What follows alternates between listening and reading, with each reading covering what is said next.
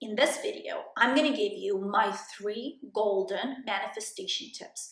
I'm going to show you how to make the law of attraction work in your favor by giving you the 3 skeleton rules that you should be using in order to bring into your world the exact thing that you want to manifest.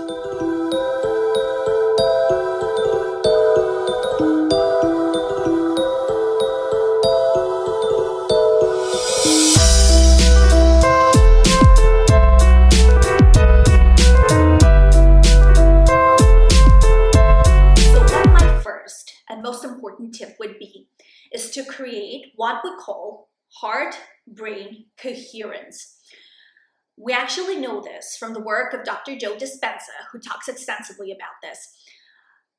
What this means in essence is that when you're focusing on something that you want to manifest, on something that you want to bring to life, what you should be doing is matching an elevated emotion that is produced from inside your heart, right? So you're focusing on your heart center and trying to feel the elevated emotion and matching it to a clear intention or thought that is produced in the brain. When these 2 things are matched, that's what produces a great vibrational field around you. And what this vibrational field is going to do is it's basically going to correspond with the same vibrational essence that is held outside in the quantum field. And then what's going to happen is that you're going to draw this vibration, which is basically the thing you want to manifest, into your own world and bring it down, so to speak, into your reality. So remember, we feel an elevated emotion. You try to embody and feel the emotions you would feel if you really had what you're hoping to have in your life, right? You feel it with an open heart, and then you match it with a clear intention, the thought, the exact thought that you want to manifest. A good tip for this would be you can write it down. By writing it down, basically, you're clearing the intention, you're bringing it down, you're pulling it down from the quantum field, and you're making it very, very clear what it is you want. And then by matching it to your heart, you're creating brain-heart coherence. And that's all there is to it. Heart, feeling, and then brain, intention, or thought. Number 2, don't focus too much on what it is you want. Because by focusing too much on that, for example, I want a Ferrari. That's a dumb example, but let's consider this for a second. You're focusing on that. I want a Ferrari. I want a Ferrari. I want a Ferrari. What you're doing is basically repeating the thought to yourself that you don't have the Ferrari, right? So don't focus too much on the outside thing that you want to manifest. What you're going to do is decrease the importance of having that. Instead, you are going to embody the feeling that you would have if you indeed had the Ferrari. Think about it. How would it make you feel? How would it make you act? What emotions would that produce in you? So focus on the inward aspect. Forget about the outward aspect for a second. Keep that intention as a clear intention. However, do not focus on it. Focus on embodying those aspects if you had your manifestation inside of you. Do this as an exercise. Use your imagination. For example, I'm going to sit in my Ferrari and I'm going to ride down the street and the wind is going to blow through my hair if you want a convertible, for example.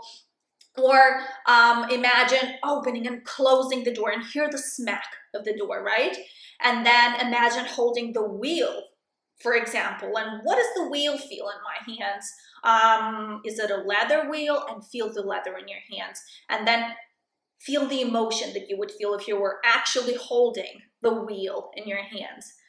That type of thing. So embody who you would be if you already had what you're desiring, right? Focus on that emotion. It's like the elevated emotion we talked about before. You're embodying that aspect of yourself. You're not focusing externally on something that is outside of you. You're embodying the aspect of that outside thing in your own psyche.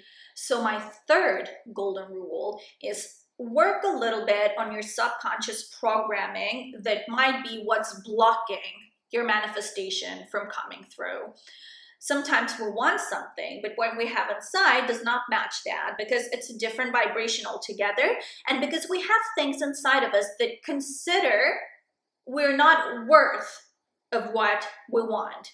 This is not going to be an actual logical process. You're not going to say in your head, oh, I don't deserve this. You're going to want it and want it and want it, but something inside of your subconscious programming that you received from childhood basically is going to prevent this from coming into your reality.